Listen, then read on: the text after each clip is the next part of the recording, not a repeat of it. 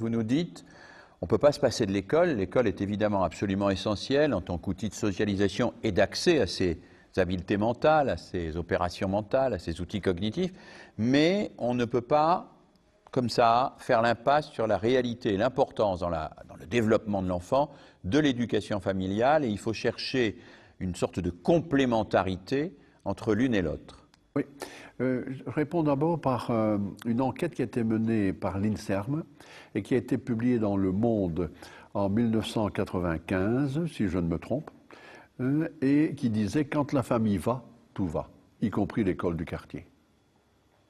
Voilà une phrase très synthétique qui dit bien l'importance que va jouer la famille vis-à-vis du résultat scolaire. Et cette préoccupation de favoriser le résultat scolaire et de lutter contre l'échec scolaire, c'est une préoccupation qui va s'installer après la Deuxième Guerre mondiale. Et c'est le tout début de cette éducation familiale, en quelque sorte, du 19e au 20e. Et ce n'est qu'après la Deuxième Guerre mondiale, entre les deux guerres, on va se préoccuper de l'influence qu'exerce la famille sur les troubles mentaux.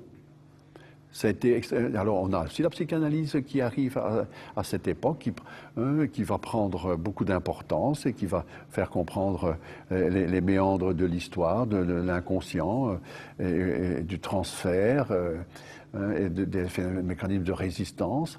Et donc on va beaucoup se préoccuper, on va penser que la famille joue un rôle considérable dans l'émergence des troubles mentaux.